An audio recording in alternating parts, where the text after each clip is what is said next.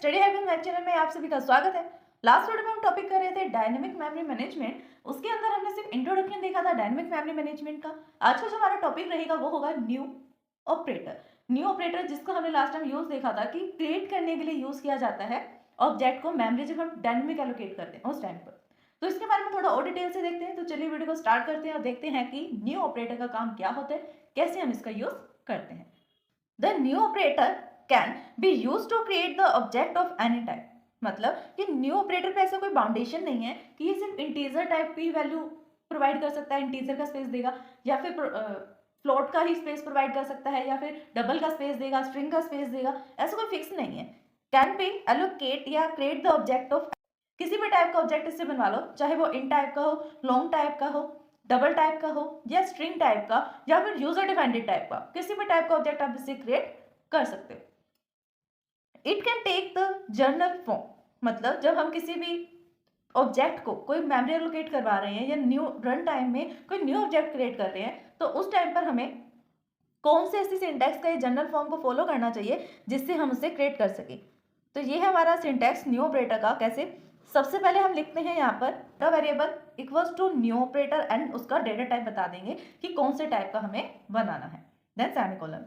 Here the pointer variable is the pointer of the data type. यहाँ पर जो हमने पॉइंटर वेरिएबल बनाया है, ये पॉइंटर वेरिएबल का काम क्या है? ये एक ऐसा पॉइंटर है of data type of type. जो भी हम डेटा टाइप यहाँ डालेंगे वो उस टाइप का पॉइंटर यहाँ पर क्रिएट हो जाएगा। सपोज करो कि हमने यहाँ पर न्यू इंट लिख दिया।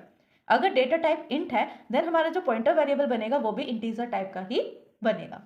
देन न्यू ऑपरेटर का काम क्या है? न्यू ऑपरेटर यहाँ पर एलोकेट करवा रहा है सफिशिएंट मेमोरी को to hold the data object of the type. जो भी इस डेटा टाइप का ऑब्जेक्ट होगा वो इस न्यू ऑपरेटर में उतना स्पेस ले लेगा, उसके थ्रू उतना स्पेस यूज कर सकते हैं।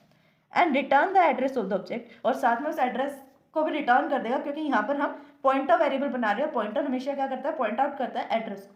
ठीक है, तो हमें एड्रेस भी रिटर्न हो जाएगा।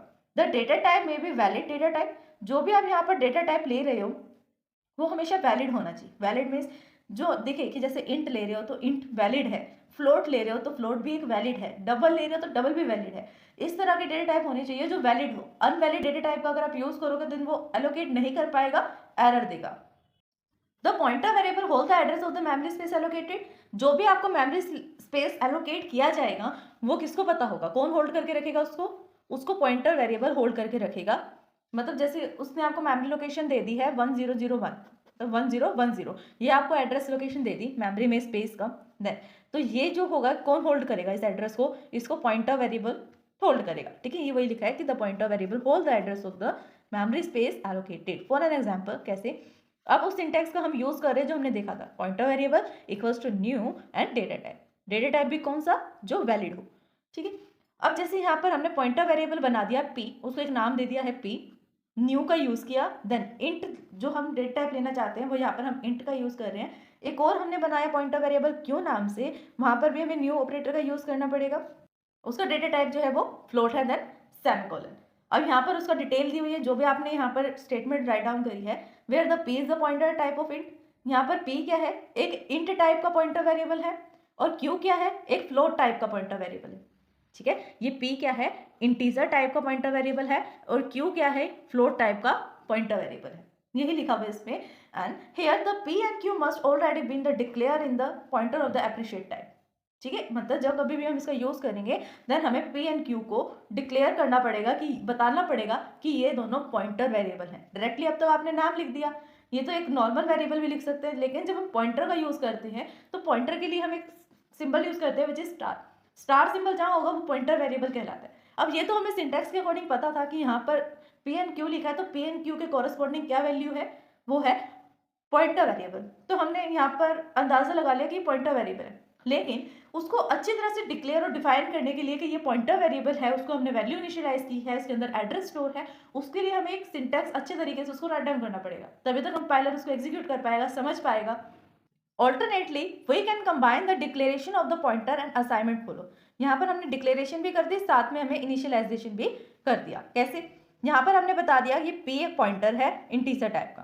कैसे पता लगा? डेटा टाइप इंटीजर लिखा हुआ है और ऊपर स्टार का सिंबल है, इस तरह का स्टार। ठीक है, तो स्टार सिंबल किसके लिए यूज किया जाता है? पॉइंटर वेरिएबल के लिए। p एक पॉइंटर वेरिएबल है इंटीजर टाइप का न्यू, और उसको इंट टाइप की वैल्यू ही चाहिए, वो इंट की ही वैल्यू स्टोर कर सकता है। q एक पॉइंटर वेरिएबल है फ्लोट टाइप का, न्यू ऑपरेटर का यूज किया और उसको पता है कि वो सिर्फ फ्लोट टाइप की वैल्यू को ही स्टोर कर सकता है। इस स्टेटमेंट के अकॉर्डिंग हमने वैल्यू इनिशियलाइज की, पॉइंटर वेरिएबल p जिसकी वैल्यू है 25 या पॉइंटर वेरिएबल q जिसकी वैल्यू है 7.5। Assignment to the newly created int object and float object. Int type का जो ऑब्जेक्ट था उसको हमने 25 दिया वैल्यू, और फ्लोट टाइप का जो ऑब्जेक्ट था उसको 7.5 वैल्यू हमें प्रोवाइड कर दी। We can also initialize the memory using the new operator। हम न्यू ऑपरेटर का यूज करके यहीं के यहीं पर ही मेमोरी को एलोकेट करवा सकते हैं, साथ में वैल्यू भी इनिशियलाइज कर सकते हैं। कैसे? उसके लिए हमें कौन सा सिंटैक्स यूज करना पड़ेगा?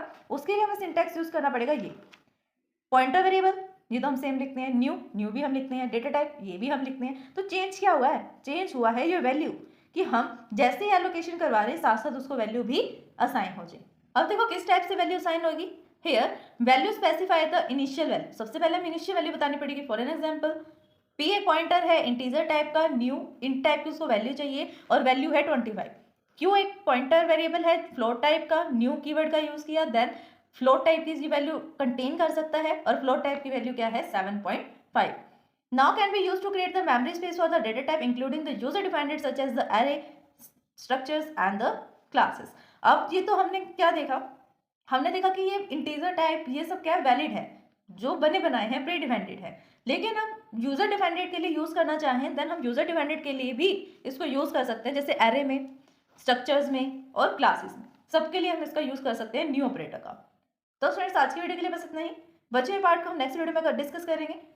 इस वीडियो को समझने में आपको कोई भी डाउट आता है तो आप हमें कमेंट कर सकते हैं। Thanks for watching my video.